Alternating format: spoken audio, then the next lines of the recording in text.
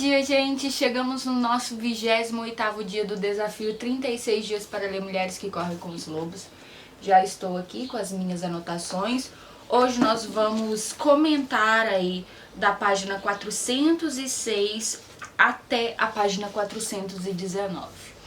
Trata-se do capítulo 12, em que ela vai falar, né, a demarcação do território, os limites da raiva e do perdão. É um capítulo muito rico porque vai nos ensinar a lidar com a raiva e nos fazer compreender que a raiva não é um sentimento que nós devemos podar, mas há um momento sim de sentir a raiva e deixar com que ela flua, né? E é isso que a Clarissa tá tentando nos dizer aqui, tá? E então ela começa o tópico a raiva legítima afirmando que há dois tipos de ficar calada diante da injustiça, que seria a resistência passiva, que foi o que o Gandhi usou, e também há um ficar calada por ser incentivada ou forçada a se calar, tá bom? Ou seja, a mulher fica calada para sobreviver ou não sofrer uma violência. E isso para ela é se isolar da natureza selvagem. Esse segundo modo ali de ficar calada diante da injustiça seria se isolar da natureza selvagem. E aí o silêncio neste caso não é a serenidade que está presente no primeiro, que é o que ela deu o exemplo aí do Gandhi, mas é uma defesa da mulher para não ser violentada, para não morrer, né? Então, só porque a mulher está calada, isso não significa que ela aprova a vida que ela tem. E isso que a Clarissa quer nos indagar, quer nos fazer pensar. Será que nós estamos sendo silenciadas, que nós estamos sendo caladas e não deixando vir à tona a raiva que deva vir, né? Enfim, para libertar essa mulher, né? Assim como o homem na história, nós devemos o quê? Liberar a raiva. E isso é bom. E está certíssimo se a gente fizer isso no momento apropriado, tá bom? Para demonstrar isso, então, a Clarissa vai inserir uma história que é chamada de As Árvores Ressecadas. E eu vou, então, ler essa história aqui para que a gente compreenda o significado dela, né? Era uma vez um homem cujo temperamento irascível lhe havia custado maior perda de tempo e de bons amigos do que qualquer outro aspecto da sua vida. Ele se aproximou de um velho sábio vestido em farrapos.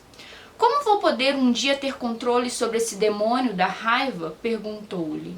O velho recomendou ao homem que se prostrasse no oásis seco bem longe do deserto, que ficasse ali sentado entre as árvores ressecadas e que puxasse do poço água salobra para qualquer viajante que por lá passasse.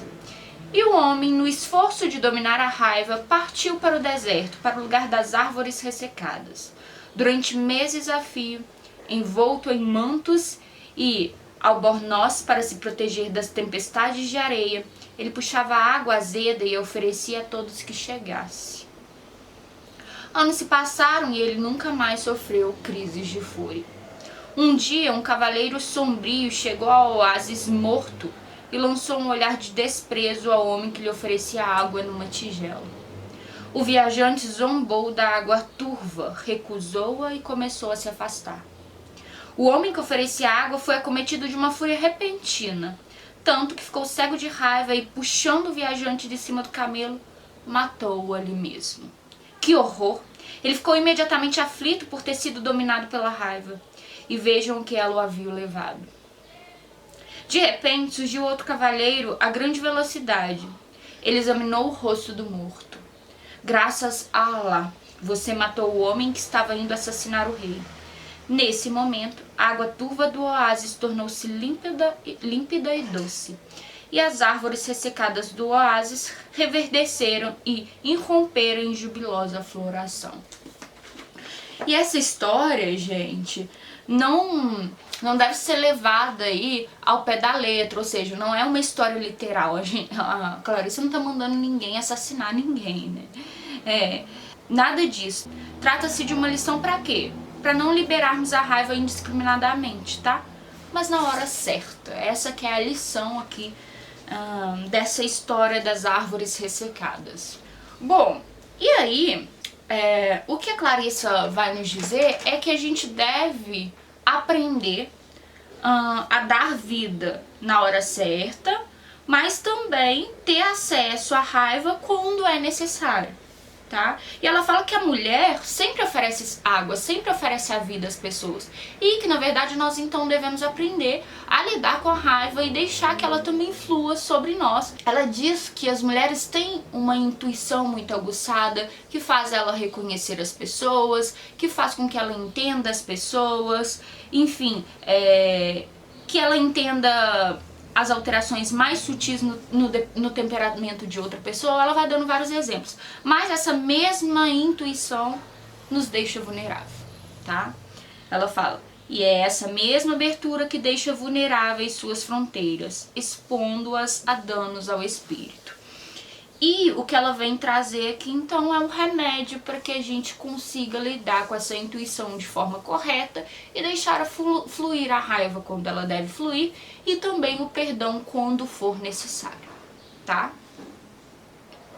E eu acho interessante que ela sempre vem dizer aqui que a gente tem que deixar a raiva fluir quando é tempo da raiva vir.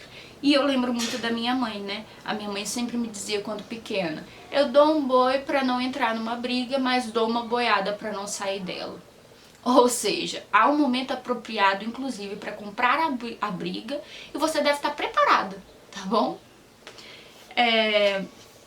E ela vem, então, expondo isso, tá? Que a raiva é um dos meios inatos de equilibrar a alma, tá? E ela entra, então, no que ela chama de descansos.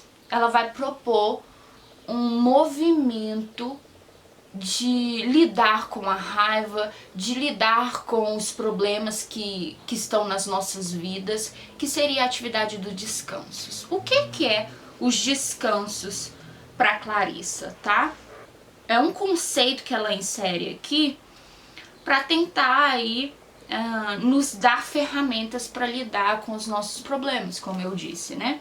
E o descanso nada mais é do que as cruzes nas estradas que a gente vê por aí. Essas cruzes que significam o quê? Que traz o quê? A sepultura de alguém, né? Essas cruzes revelam a morte de alguém, tá? Os descansos são símbolos que registram uma morte, bem ali, exatamente naquele ponto. A jornada de alguém pela vida afora foi interrompida inesperadamente. Foi um acidente de automóvel, ou alguém vinha andando pela estrada e morreu ali de insolação, ou ainda ali ocorreu uma briga. Alguma coisa aconteceu ali que alterou a vida daquela pessoa e a vida dos outros para sempre. Bom, e ela vem então falando que mulheres também passam por essas mortes, né? Mortes aqui como algo simbólico, desde quando tem 20 anos.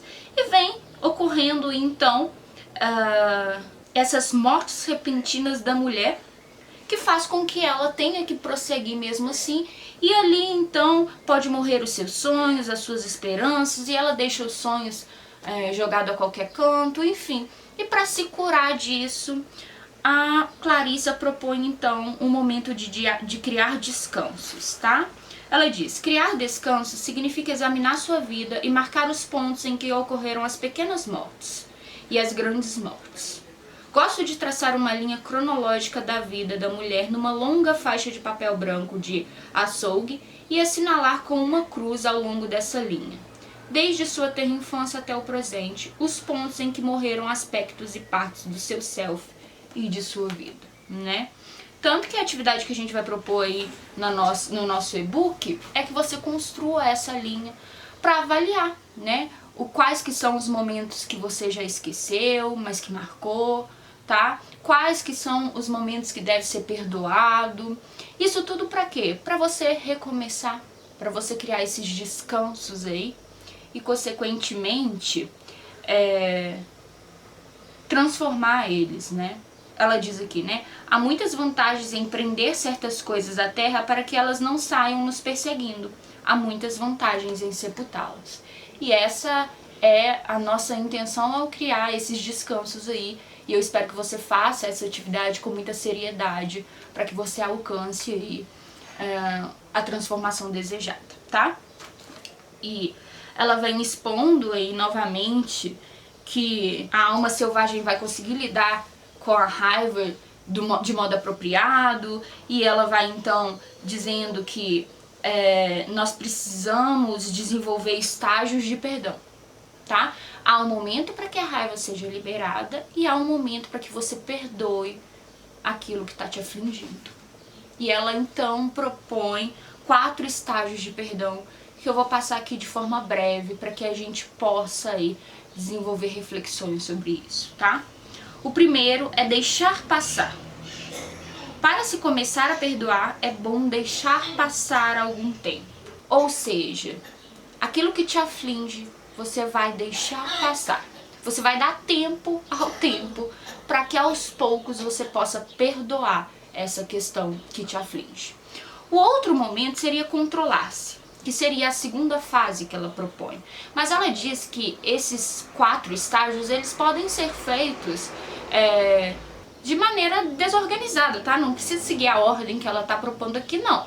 Você pode começar, por exemplo, lá pelo perdão mesmo, ou pelo momento de se esquecer. Não necessariamente precisa seguir o que ela está propondo aqui cronologicamente, né? E aí ela fala então do controlar-se, que seria no sentido de abster-se de se punir ou de punir o outro, né? Ela pretende conferir um prazo à situação para ver como isso ajuda, tá? E aí o controlar significa ter o quê? Paciência, resistir, canalizar a emoção, tá? Esses são medicamentos poderosos para que a gente dê um passo ao perdão, tá? Faça tanto quanto puder. Esse é o regime da purificação. Ao evitar, né, punições desnecessárias, você estará reforçando a integridade da alma e da ação. Controlar-se é praticar a generosidade, permitindo assim que a grande natureza compassiva participe de questões que anteriormente geravam emoções que iam desde a ínfima irritação até a fúria, tá? Evitar essa fúria aí desordenada. E chega-se então à etapa do esquecer-se. E aí o esquecer-se é afastar a lembrança daquilo que te aflige, né? Recusar-se a reprisar um assunto, deixar de lado, especialmente aí da memória, não é ficar revivendo o momento, sabe? É permitir que ele seja relegado aí ao plano de fundo e que saia aí do palco da sua vida. Esquecer é uma atividade e não trata-se de uma atitude passiva, você tem que treinar, né? Esse tipo de esquecimento não apaga a memória, ele simplesmente enterra as emoções que cercavam a memória. Isso é importante. Chegamos então no passo de perdoar. E ela vai falar que existem vários meios e proporções de perdão, tá? E aí uma pessoa pode perdoar 90%, pode perdoar 70%. O legal aqui é que muitas vezes a gente acha que o perdão tem que ser ali por completo. E ela fala, não é por completo, é por etapa. Aos poucos você vai perdoando. E isso que é o legal, porque muitas vezes a gente quer perdoar tudo completamente, nunca mais falar mal da pessoa ou ressentir pela pessoa, nada disso. O perdão acontece aos poucos. E isso é muito legal, porque muitas vezes a gente acredita que tem que perdoar do nada, né? Puf, perdoei, nada disso, né? E como que a gente sabe se perdoa? Ela dá vários exemplos, tá, de perdão. Umas optam pelo perdão total, liberando a pessoa de qualquer tipo de reparação para sempre. Outras preferem interromper a reparação no meio, abandonando a dívida. Enfim, outro tipo de perdão consiste em isentar a pessoa sem que ela tenha feito qualquer reparação emocional. E ela vai dando exemplos de tipos de perdão. E a pergunta que não quer calar é: como que eu sei que eu perdoei? Ela fala: você passa a sentir tristeza a respeito da circunstância em vez de raiva. Você passa a sentir pena da pessoa em vez de irritação. Você passa a não se lembrar de mais nada a dizer a respeito daquilo tudo. Você compreende o sofrimento que provocou a ofensa. Você prefere se manter fora daquele meio. Você não espera por nada.